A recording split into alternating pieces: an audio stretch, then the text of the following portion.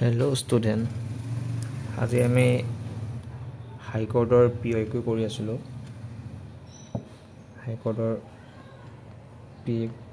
PYQ কৰি আছিলো। তাতে আমি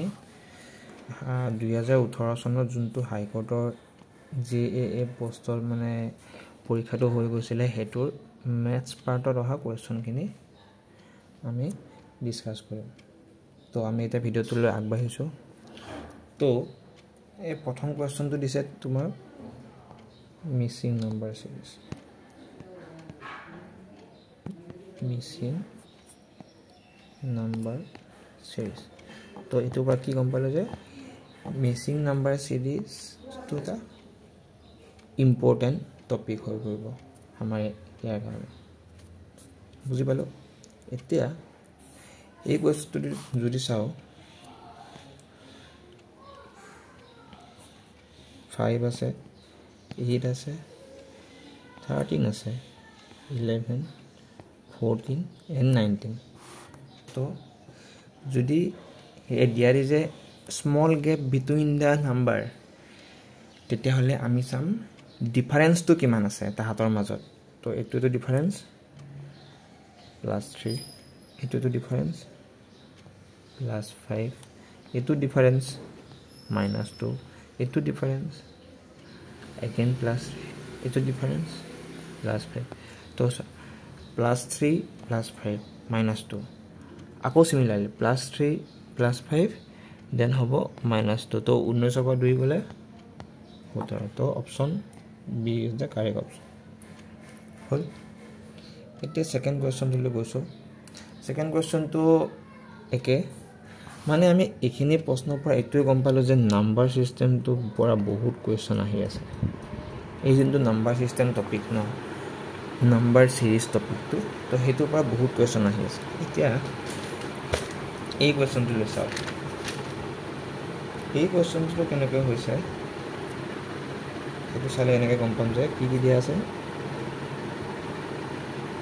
আমাক দিয়া আছে 6 15 13 17 26 আছে। আমাক নেক্সট কি সুধিছে এই গ্যাপটো চাও। এই গ্যাপটো দেখিলো আমি 9 আছে। এই গ্যাপটো চাও এটো গ্যাপ দেখিলো -2 এটো চাও আকৌ +4 আছে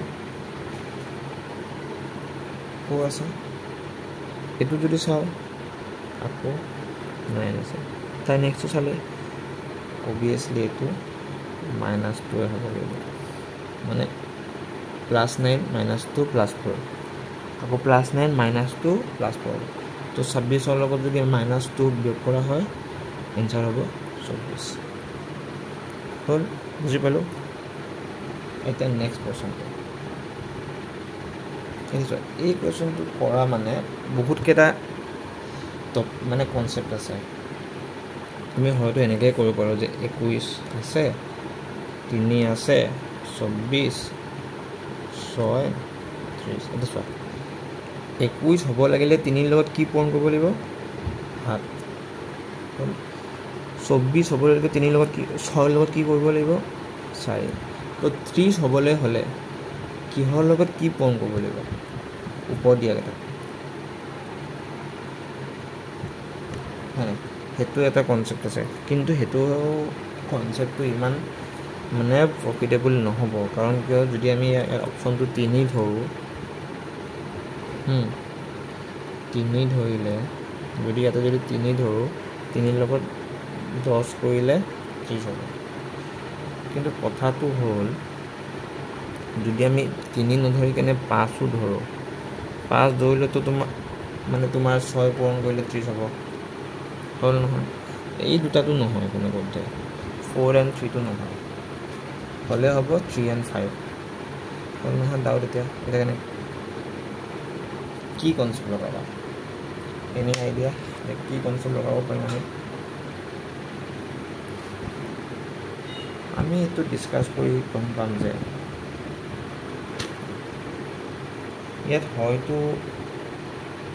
প্লাস মাইনাসৰ খেলখন চলি আছে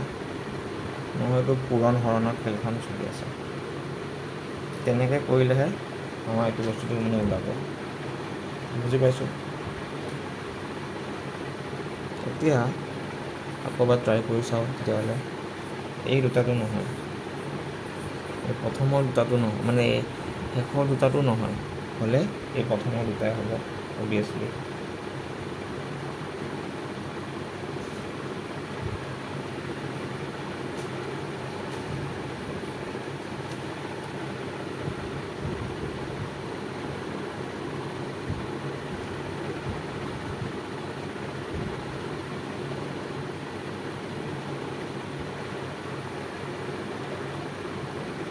তো আমাৰ এইটোত আছে 21 3 24 6 and 30 নেক্সটটো কি হ'ব তো নেক্সটটো হ'বলৈ হ'লে অবভিয়াছলি আমি এনেকৈ ফাইন কৰিব লাগিব যে গোটেই চিৰিজটো মিলি যায় তো এটা কথা মন কৰিবলগীয়া যে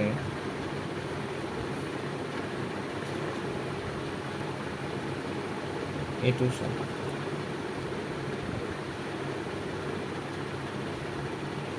এইটো হ'বলৈ হ'লে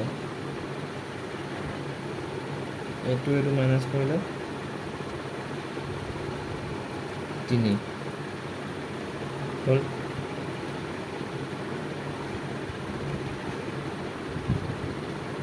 তাৰপিছত এইটো কৰিলে চব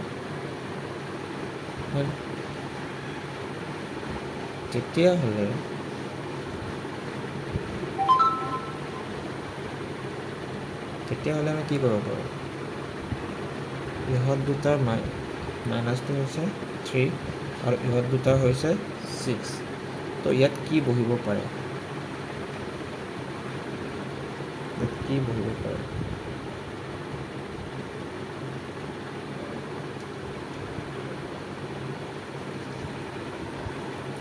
মোৰতো এনেকুৱা লাগি আছে এইটো 5 হ'ব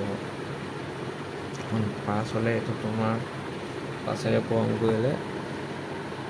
হ'ব লাগিব 6 যিহেতু এইটো 30 হৈছে ন তো অবভিয়াছলি এইটো ছাপ'জ 6ৰ লগত মাল্টিপ্লাই কৰিছে তেতিয়াহ'লে 5 হ'ব বাট what is the logic behind it we don't know the logic na that's why what is the logic behind it eso ahora কথা মন কৰিবলগীয়া যে 21ৰ লগত 21ক যদি হৰণ কৰোঁ 7ৰে তেতিয়া হ'ব 3ক যদি পূৰণ কৰোঁ 8ৰে হ'ব 24 এইটোক যদি 24ক যদি হৰণ কৰোঁ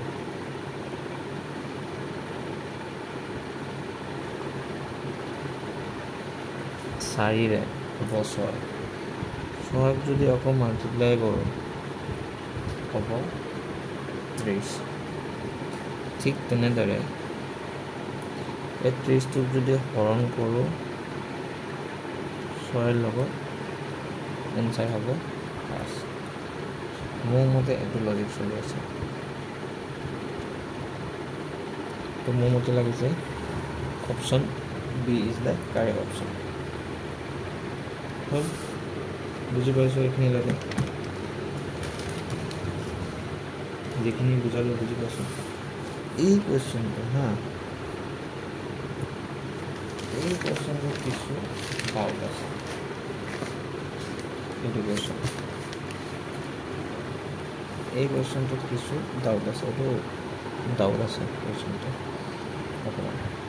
যদি কোনোবা পাৰে মোক কমেণ্ট ছেকশ্যনত মানে কৈ দিবচোন আনচাৰটো যদি কোনোবাই পাৰে ট্ৰাই কৰে নেক্সটটো চাইছোঁ নেক্সটটো ইজি হয় 200 250 220 270 240 এতিয়া চোৱা এতিয়া গেপটো 50 এটা গেপটো -30 এটা গেপটো 50 তো কি হ'ল +50 -30 +50 -30 তো আকৌ নেক্সট কি হ'ব +50 হ'ব তো 240 লগত যেতিয়া +50 কৰোঁ আমি এইটো কম 290 মানে option B is the correct option বুজি পালোঁ এতিয়া নেক্সট কুৱেশ্যনটোলৈ গৈছোঁ এইটো কুৱেশ্যন আছে কি 45 51 57 53 59 আৰু 65 আৰু আমি গেপ কেইটা চাই লওঁ গেপ কেইটা কিমান আছে এইটো গেপ কিমান +6 এইটো কিমান +6 তাৰপিছত তেতিয়াহ'লে এইটো কিমান এইটো হৈছে -4 এইটো কিমান এইটো হৈছে -3 আছে ন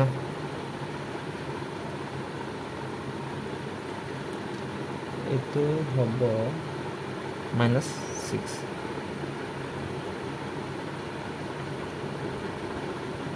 তাৰপিছত এগেইন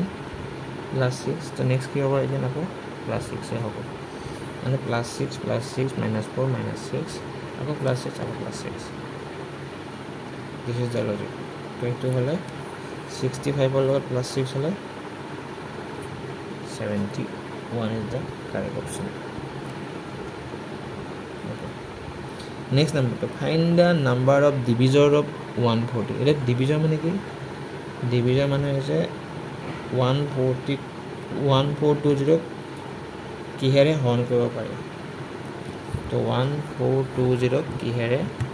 হৰণ কৰিব পাৰি আমাৰ সেইটো কৈছোঁ 1420 কিহেৰে হৰণ কৰিব পাৰি তো এইটোতো ডাইৰেক্ট এনচাৰটো মানে অপশ্যনটো দেখিলে গম পোৱা যায় কিহেৰে পাৰি হৰণ কৰিব যিহেতু শেষত 0 আছে তো অবভিয়াছলি 10ৰে হৰণ কৰিব পাৰিব বুজি পালোঁ এতিয়া যেতিয়া আমাক দুটা ছাকচেছিভ চেঞ্জ দিয়া থাকে তাহাঁতৰ ফৰ্মুলাটো আছিল +-a +-b +-ab ইনটু তো যেতিয়া ডিছকাউণ্ট মানে কি কমি যোৱা তো মানে কমি যোৱা মানে অবভিয়াছলি মাইনাছ হ'ব -10 -20 প্লাছ আকৌ এই মাইনাছে প্লাছে হ'ব দুটা মিলি তো 10 ইনটু 20 ডিভাইডেড বাই 100 এই দুটা এইটো কি হ'ল -30 প্লাছ 2 দেট মিনছ 28 -20 -2 বুজাইছে যে বস্তুটো মানে অভাৰঅল ডিক্ৰিজ হৈছে তো option D is the correct option বুজি পালোঁ এইটো Ramesh bought banana at half dozen for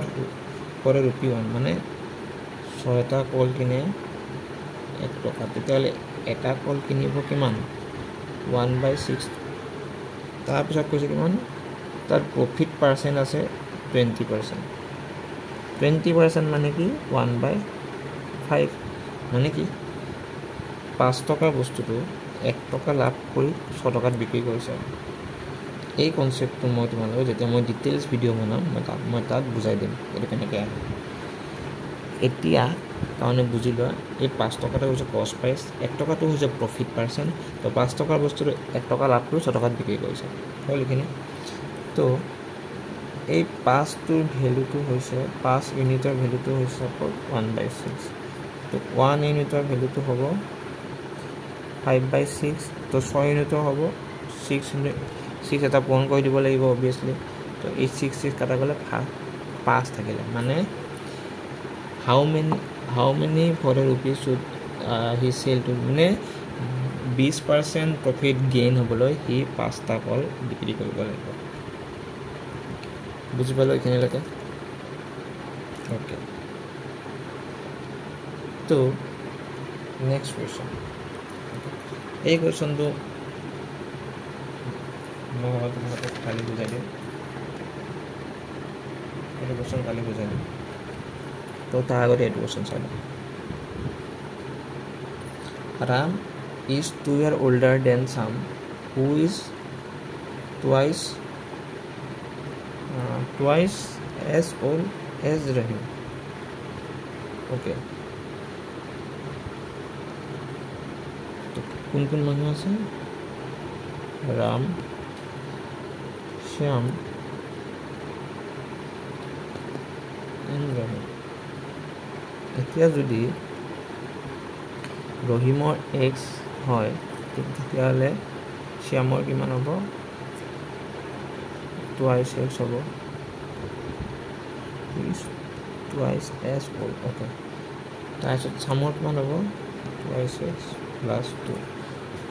তো এই গোটেইকেইটা যোগ কৰিলে কিমান বুলি কৈছে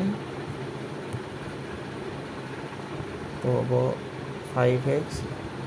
plus 2 into 27 তাৰপিছত কৈছে যে x equal to হ'ব 5 তো দিছে যে then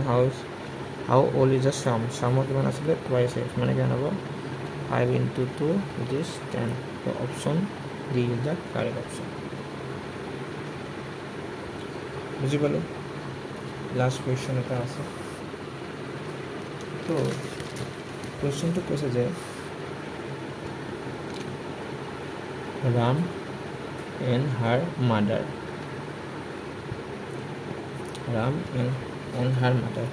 তো কৈছে যে Ram present age is 2/5 of the age of his mother তো যদি মাদাৰৰ এজ হয় ৰামৰ কিমান হ'ব 2/5 মানে এইটো 2/5 আফটাৰ 8 years তো দুটাৰ লগত আমি 8 টো যোগ কৰি দিছোঁ he will be half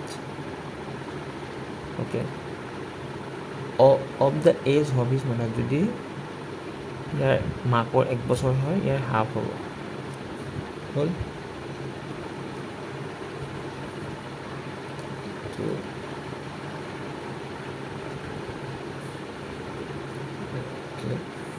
মই এটা কৈ দিছোঁ সৰুকৈ তো যেতিয়া আমি এইখিনি ক্ৰছ মাল্টিপ্লিকেশ্যন সলভ কৰিম তেতিয়া আমি এক্সৰ ভেলুটো পাম 40 years তো option C is the correct তো এইখিনিলৈকে বুজি পালোঁ মই দুটা কুৱেশ্যন কৰি দিয়া নাই সেইকেইটা মই কৰি দিম নিশ্চয় কৰি দিম মই অকণমান মানে চাই লওঁ ৰিচাৰ্চ কৰি লওঁ যে বস্তুটো ক'ৰবাত কিবা ভুল আছে নেকি বা ক'ৰবাত কিবা টাইপিঙত মানে মিষ্টেক হৈছে নেকি মই সেইটো বস্তু চাই লওঁ তো বাকীখিনিতো বুজি পালোঁ আজিলৈকে আৰু মই যেতিয়া মানে ডিটেইলছত ভিডিঅ'বিলাক মানে প্ৰিপেয়াৰ কৰিম তেতিয়া ভালকৈ বুজাই দিম আৰু আজি গোটেইকেইটা এইকেইটা মানে